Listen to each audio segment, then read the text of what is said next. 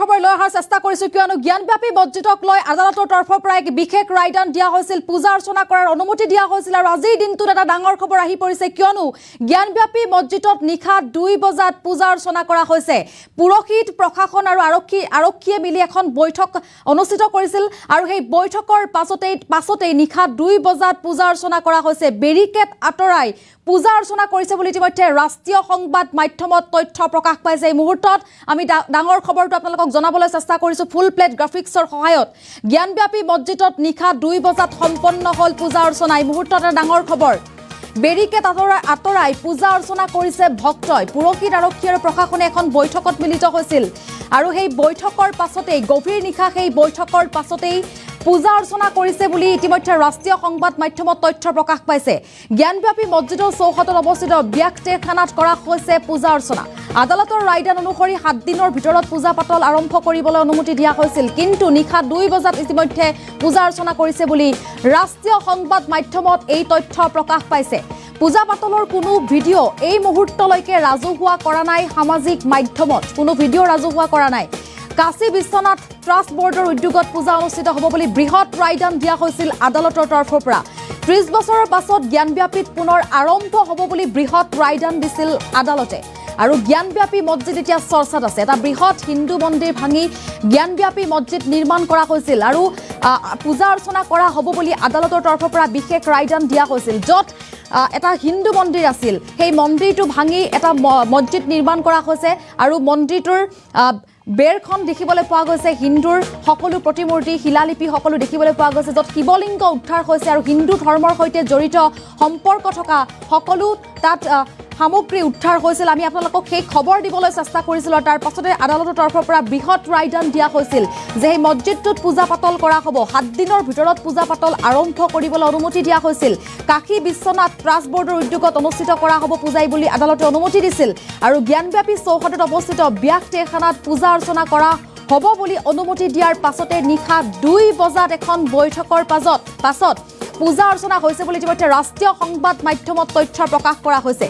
আৰু এই মুহূৰ্তত আমি ডাঙৰ খবৰটো জনাইছো 30 বছৰ পাছত জ্ঞানব্যাপীত আৰম্ভ হ'ব পূজা অৰ্চনা কালি দিনটোত সেই ডাঙৰ খবৰটো দিবলৈ চেষ্টা কৰিছিলোঁ নিষেধাজ্ঞা জাৰি কৰা হৈছিল পূজা অৰ্চনাৰ বাবে এটা প্ৰকাণ্ড হিন্দু মন্দিৰ ভাঙি এটা মছজিদ নিৰ্মাণ কৰা হৈছিল আৰু বাবৰি মছজিদৰ পাছত জ্ঞানব্যাপী মছজিদটো চৰ্চাত আছিল আৰু কিয় চৰ্চাত আছিল ইতিমধ্যে ভূতাত্ত্বিক বিভাগৰ পৰা সেই তথ্য প্ৰকাশ কৰা হৈছিল যে এটা হিন্দু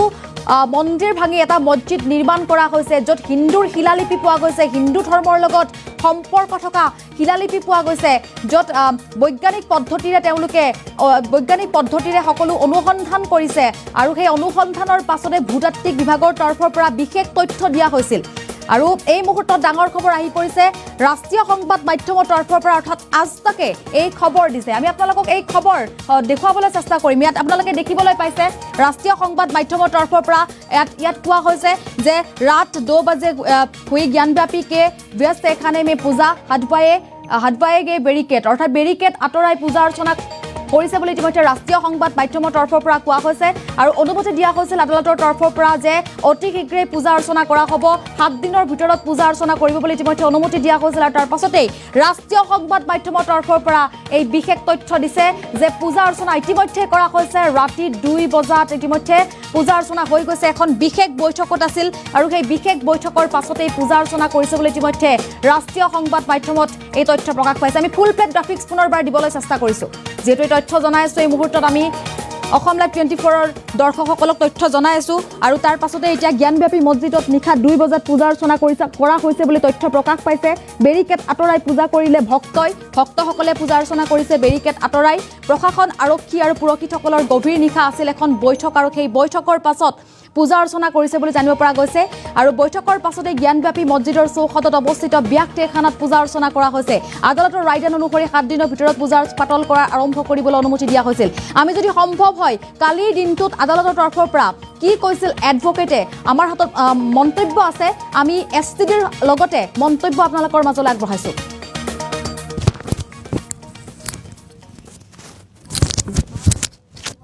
होनी चाहिए और देखते हैं आगे मामला कैसे बढ़ता है। बिल्कुल कैविएट दाखिल करेंगे, कैविएट दाखिल आगे मुस्लिम पक्ष जो हाईकोर्ट जा रहा है, क्या तैयारी है आपकी? हम लोग भी हाईकोर्ट जाएंगे और कैविएट फाइल करेंगे। हम भी हाईकोर्ट जाएंगे और कैविएट फाइल करेंगे। हाईकोर्ट अगर इसकी सुनवाई करेगा तो हम लोग वहाँ पे तैयार रहेंगे। पूरी तैयारी है हिंदू पक्ष? जी बिल्कुल पूरी तैयारी है।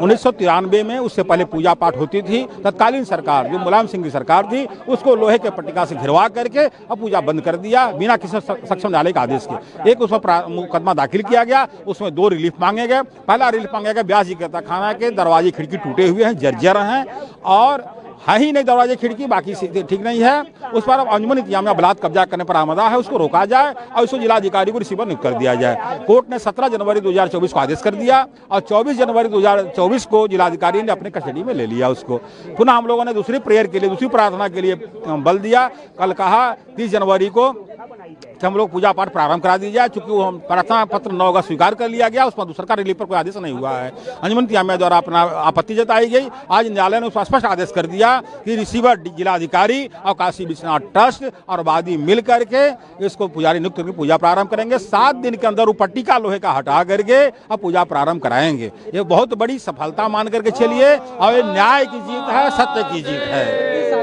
पाठ बंद था, उस समय भी कोई लिखित आदेश? कोई लिखित आदेश नहीं था। अगर लिखित आदेश विपक्षी के पास होता तो इसकी चर्चा हाई कोर्ट में भी की गई थी, वहां भी नहीं दिखाया गया, यहाँ भी नहीं दिखाया गया किसके आदेश से बंद हुआ है। ये मात्र उत्तर प्रदेश सरकार के एक आदेश का ये आदेश का दुरुपयोग करके बंद किया गया था। 7 दिनों के अंदर या 7 दिनों के पहले भी पूजा शुरू हो सकती है? 7 दिन का अंदर का मतलब पूजा कल से भी शुरू हो सकती है, पूजा अभी से भी शुरू हो सकती है। 7 दिन का अंदर मतलब 7वां दिन ही नहीं, 7 दिन के अंदर कभी भी हो सकती है। देखिए जो आदेश है, इस आदेश को हम लोग जिला प्रशासन को अवगत कराएंगे। काशी विश्वनाथ ट्रस्ट ऑलरेडी उसमें पार्टी है ही, फिर भी उनको अवगत कराएंगे। वादी मुकदमा हमारे साथ हैं, सब लोग इसको एक सुनिश्चित बनाकर करेंगे। लेकिन नहीं, अभी न्यायालय ने आदेश दिया है 7 दिन के अंदर जिला मजिस्ट्रेट एवं विश्वनाथ मंदिर न्यास से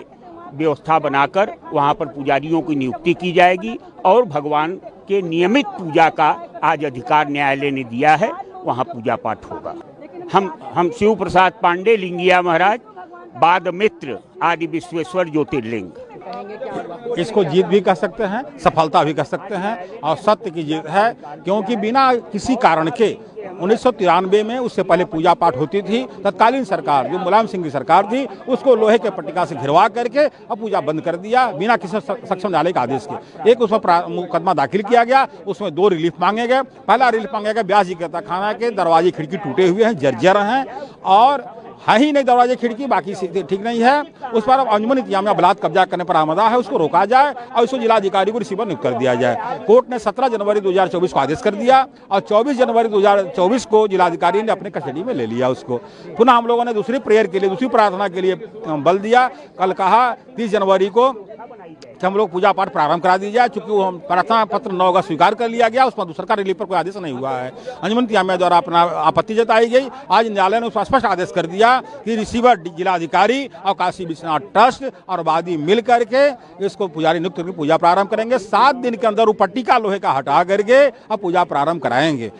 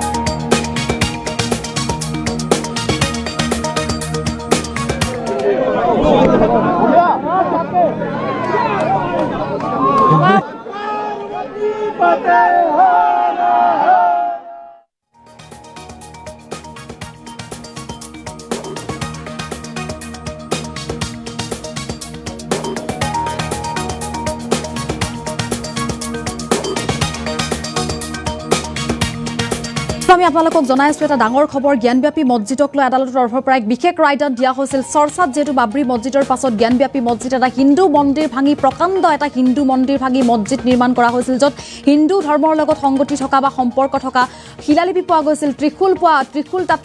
খোদিত আছে আমি সেই দৃশ্যাংশ আপোনালোকক দেখুৱাইছো আৰু এটা হিন্দু ধৰ্মৰ মন্দিৰ বুলি আচলতে ইয়াত প্ৰুভড হৈছে প্ৰমাণ পোৱা গৈছে এইসমূহ দৃশ্যাংশ দেখাৰ পাছতেই আৰু তাৰ পাছত যেহেতু চৰ্চাত আছিল জ্ঞানব্যাপী মছজিদটো দাবী কৰিছিল একাংশ লোকে আৰু ইতিমধ্যে আমি আপোনালোকক জনাবলৈ চেষ্টা কৰিছিলোঁ যে জ্ঞানব্যাপী মছজিদক লৈ এক বিশেষ ৰায়দানৰ পাছতে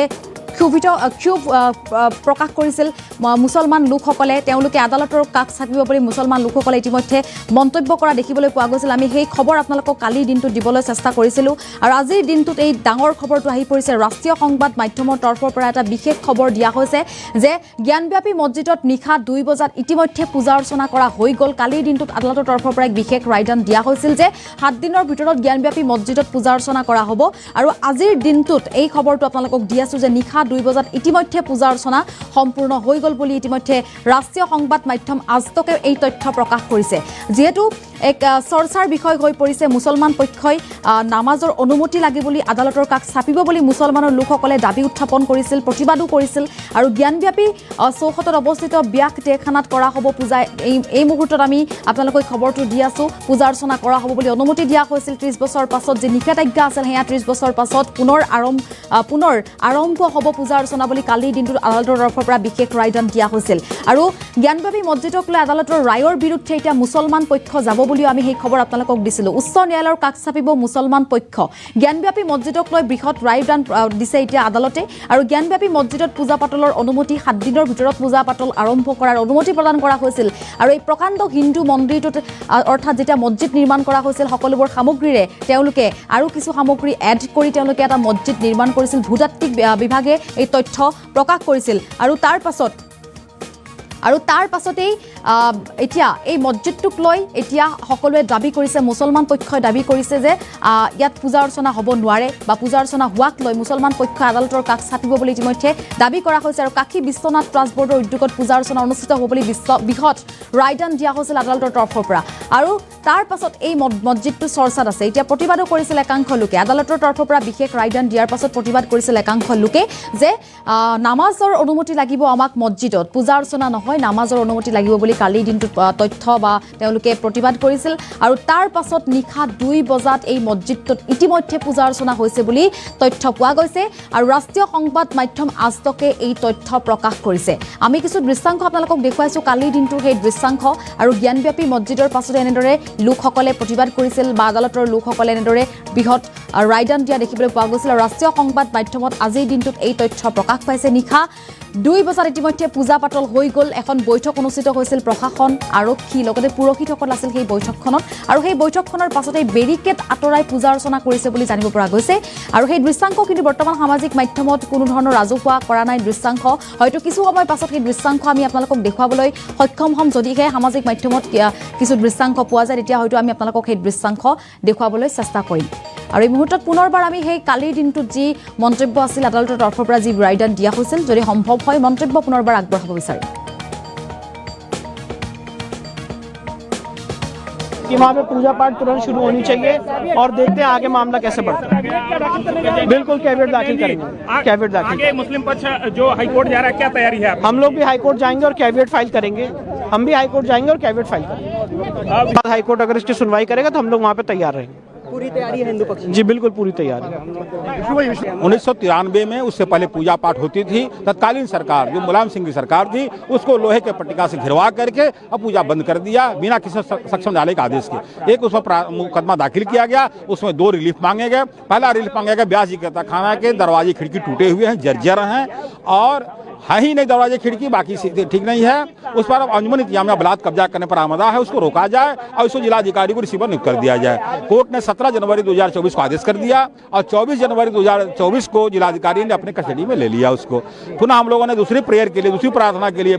बल दिया कल कहा 30 जनवरी को कि हम लोग पूजा पाठ प्रारंभ करा दी जाए, चूंकि वो हम प्रार्थना पत्र 9 अगस्त स्वीकार कर लिया गया, उसमें सरकारी रिलीफ पर कोई आदेश नहीं हुआ है। अंजुमन इंतजामिया द्वारा अपना आपत्ति जताई गई। आज न्यायालय ने उसका स्पष्ट आदेश कर दिया कि रिसीवर जिलाधिकारी और काशी विश्वनाथ ट्रस्ट और वादी मिल करके इसको पुजारी नियुक्त करके पूजा प्रारंभ करेंगे। 7 दिन के अंदर वो पट्टिका लोहे का हटा करके अब पूजा प्रारंभ कराएंगे। ये बहुत बड़ी सफलता मान करके चलिए, और ये न्याय की जीत है, सत्य की जीत है। कई सालों से पूजा पाठ बंद था, उस समय भी कोई लिखित आदेश कोई लिखित आदेश नहीं था। अगर लिखित आदेश विपक्षी के पास होता तो इसकी चर्चा हाई कोर्ट में भी की गई थी, वहां भी नहीं दिखाया गया, यहाँ भी नहीं दिखाया गया किसके आदेश से बंद हुआ है। ये मात्र उत्तर प्रदेश सरकार के एक आदेश का ही आदेश का दुरुपयोग करके बंद किया गया था। 7 दिनों के अंदर या 7 दिनों के पहले भी पूजा शुरू हो सकती है? 7 दिन का अंदर का मतलब पूजा कल से भी शुरू हो सकती है, पूजा अभी से भी शुरू हो सकती है। 7 दिन का अंदर मतलब 7वां दिन ही नहीं, 7 दिन के अंदर कभी भी हो सकती है। देखिए जो आदेश है, इस आदेश को हम लोग जिला प्रशासन को अवगत कराएंगे। काशी विश्वनाथ ट्रस्ट ऑलरेडी उसमें पार्टी है ही,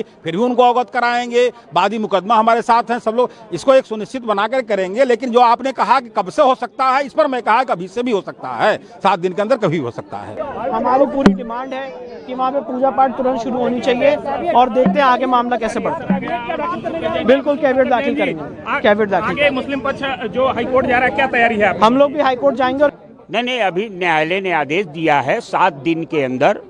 जिला मजिस्ट्रेट एवं विश्वनाथ मंदिर न्यास से व्यवस्था बनाकर वहां पर पुजारियों की नियुक्ति की जाएगी, और भगवान के नियमित पूजा का आज अधिकार न्यायालय ने दिया है, वहां पूजा पाठ होगा। हम शिव प्रसाद पांडे, लिंगिया महाराज, बाद मित्र आदि विश्वेश्वर ज्योतिर्लिंग। इसको जीत भी कह सकते हैं, सफलता भी कह सकते हैं, और सत्य की जीत है। क्योंकि बिना किसी कारण के